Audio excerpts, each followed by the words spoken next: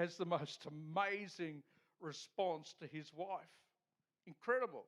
He'd lost his family, his fortune, his body ached with sores, and he had some friends turn up. Now, he had 3 friends turn up, and they were fantastic for a week.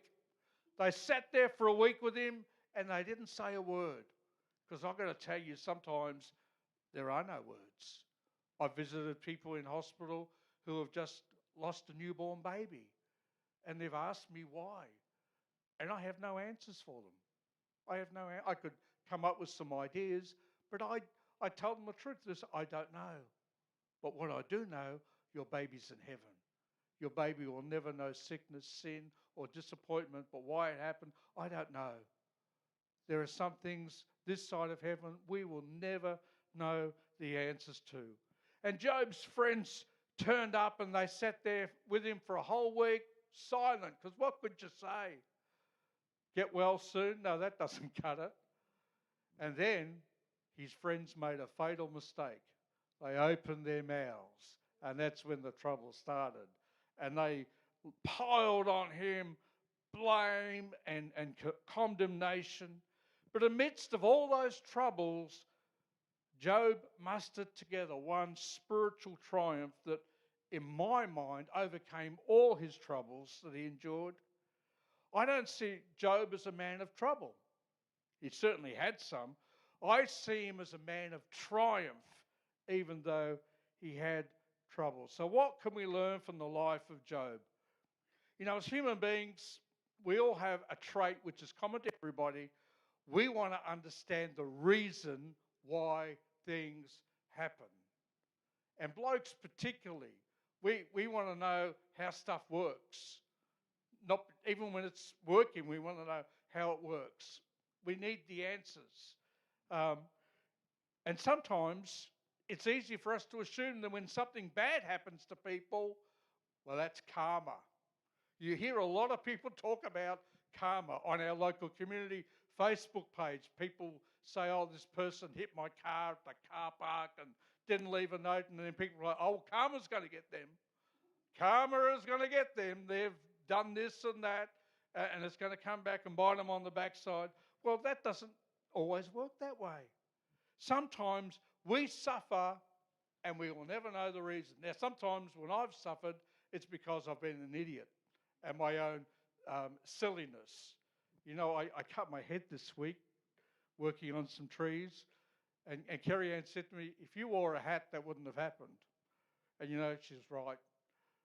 That happened because I didn't put a hat on.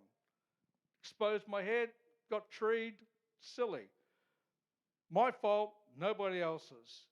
It's so easy for people to conclude that when people are suffering, oh, they must have some secret sin in their life, or they must have done something bad because God is punishing them for sure. But that thinking is not only unfair, it's faulty. Job did not commit sin that led to his suffering. On the contrary, Job's suffering came about because God allowed Satan to test him because he was a righteous man.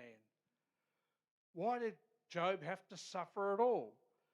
Same question has been asked through the ages.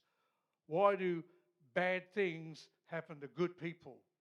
And why do good things happen to bad people? Where's the karma in that?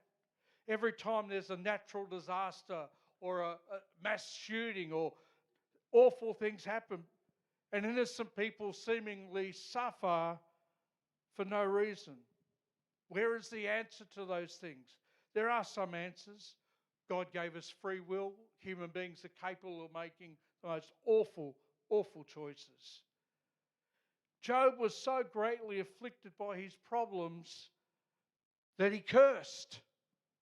Not God, but he cursed the day he was born. He said, God, I wish I'd never been born.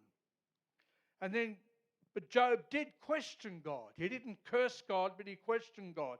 And it's okay to ask God questions, to even ask why. The book in the Bible that follows Job is the book of Psalms.